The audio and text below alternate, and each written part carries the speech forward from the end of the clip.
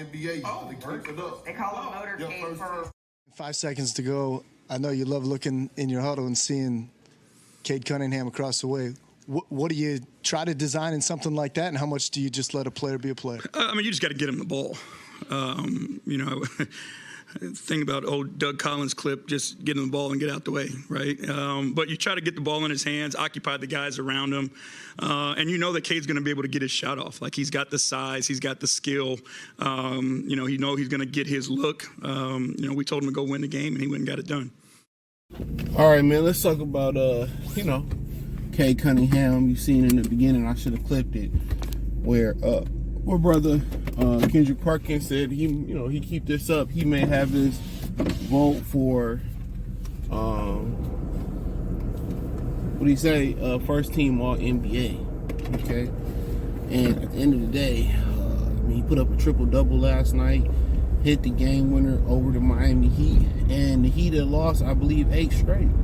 And I was talking to one of the guys that come up to my job because he be betting, and we talked about the Denver game the other night. They played Golden State, and Denver was a plus 150 at Golden State. And I looked at him, and I was like, man, to me it sound like some people ain't playing. He's like, I checked, and they said Jokic playing, so this had to be around 6-ish. And end up, Jokic didn't play, but they still beat Golden State because Westbrook went crazy, And I was like, yeah. He's like, well, yeah, I'm going to put, the Pistons on my parlay tonight. I was like, hey, you got to be careful. NBA been on some wacky rig-ish. And the Pistons, Tyler Hero came down. JD played wonderful defense. He knew he couldn't beat him off the pump. And you got to think about that, man. We used to drill that, man, back in the day, man. And we used to drill that. And it's hard not to jump, but when you that tall, just throw your hands up. Don't even jump. Just throw your hands up. And I really think I'm kind of conflicting on that call. When somebody jump up and a shooter jump into him, that shouldn't be a foul. I really thought about that last night.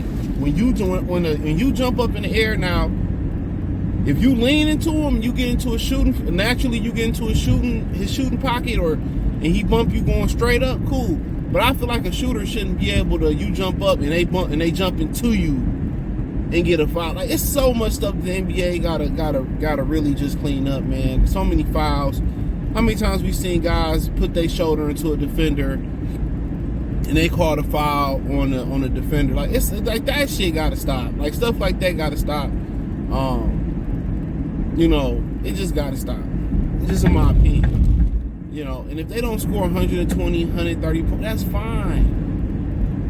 Because if points was the end-all, be-all, then your ratings would be through the roof. People just want to see competitive games. In some games, you may get a 120, 130 game. You might, but nonetheless,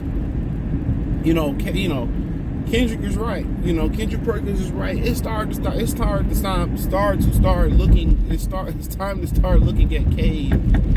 In that all-first NBA team. I mean, this dude would have 25, 11, and 12 or something like that last night. I think he had the jumper to tie it or go ahead. And then, Hero did his thing, and, he's amazing. And people say, well, you called him a bust. No, nigga, you read the title of the video and then watched the video. Don't you? I love that as a YouTuber, that people can read the title. And I remember I had a homie, he trains, right? He trains with a lot of, big time boxers. So he put a title of a video and it said some crazy stuff, right? It said like Deontay Wilder was better than Muhammad Ali. I don't remember. It's something like crazy like that. And everybody just commented. But if you watch the video, he said watch everybody just comment and don't listen to what I say and just go off the title of the video. And they always do that. They never use your talking points like the regulars do. The regular people, it's regular stuff. It's always somebody that never listened to the video. They watch the title. That's why clickbait is so big. That's why you hear YouTubers say, well, I don't call it clickbait. I call it, having a great title. Okay, so big. But that's why it's so big, because people just get emotional when they read something instead of reading the entire thing. There's times where I heard somebody make a comment and I had to read the comment, and it made sense. All right, But yeah, But yeah, you know what I'm saying? But nonetheless, Cade is phenomenal. I'm saying if he don't stay healthy, it's time, and they don't win, it's time to move on. And obviously, the old things change. He stayed healthy, they win. So, my opinion, I apologize to Isaiah Stewart on the shorts yesterday. But in the end, guess what? He's in a different position than he was last year. He's back at the 5. I've said it time and time again. He's better as a backup 5 or 4. 5 and 4. Mostly he's been at the 5 this year. He's been playing well at that position. Only 23 years old. So that deal started to look like a bargain deal. Don't look at the numbers because he's playing less than 20 minutes. It's the impact that he has. The numbers don't always say the impact of a player, but Cade, yeah, I mean, he could, down that stretch. And this is how you get all NBA first team. Your talent can be good. You can put up great numbers, but when you start winning and they spotlight you on ESPN, it's a different ball game. People get to see it. And this is what the NBA is failing to do. They don't show their young talent. Think about young talent. Show them when they losing. Show them when they on the rise. Like a lot of people just think Shea just showed up. Shea was balling in LA. Shea was balling for a while at OKC. They think he just showed up. No, they started winning, so they was forced to put OKC on TV a little bit more. Start showing the rise. That's what, like I say in boxing, man, they have a problem right now with staying power and celebrity. People feel a certain way when they watch you grow up. When they watch young Sugar Ray Leonard grow up before their eyes in the Olympics and all that, they sympathize with him. So that rolled over to his professional career with his fan base. So when people actually see these young guys hooping early on, oh man, I remember he was struggling to win games. Look at him now. You started to touch that empathy with the human being. You started to create that sympathy with him. So, but yeah, Cade, people starting to see it. We've always seen it. I wouldn't even say the pieces around him was bad. It was a lot of bad coaches. Flat out.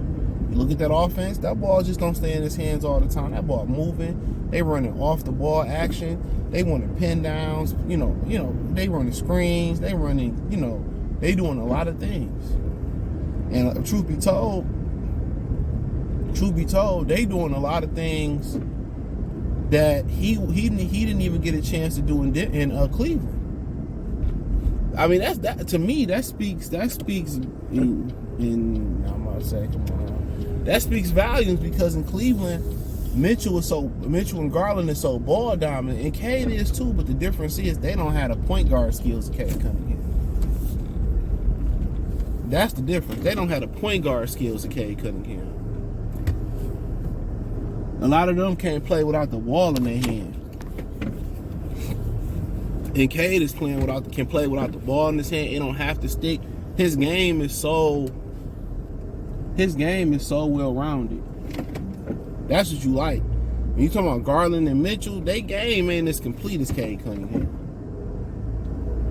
I mean, in damn near no fashion. Let's keep it real. In no fashion is they game, and I'm out here tripping this morning, is they game more complete than Cade Cunningham? None. Is Mitchell really that much better of a scorer given his age than Cade Cunningham? I'm asking. Is he that much better of a scorer? We talking about defender, passer, rebounder, off the ball. So, in a way, that's probably why J.B. Bickerstaff got fired, because he wanted them to do something else in Detroit. He didn't have to worry about an established veteran like Donovan Mitchell. They was like, we tired of losing. We do what the hell you say do, coach. And that's what you get. And they moving that ball. Pop, pop, pop, pop, pop. They moving that ball. Pop, pop, pop. Now the ball don't have to stick. He actually can run his offense. And he actually got young guys that's willing to defend. Not just Okoro or Evan Mobley and Jared Allen. No, his guards are defending. His forwards are defending. His center, they know they come in. The expectation is to defend. Ooh, bars. When they come in, the expectation is to defend. So, other than that, man, appreciate y'all Thumbs up the video, share the video, subscribe to the channel. The subscribe button is the bell icon button. Check out the Detroit Pistons Talk playlist. Hit the link tree. Peace.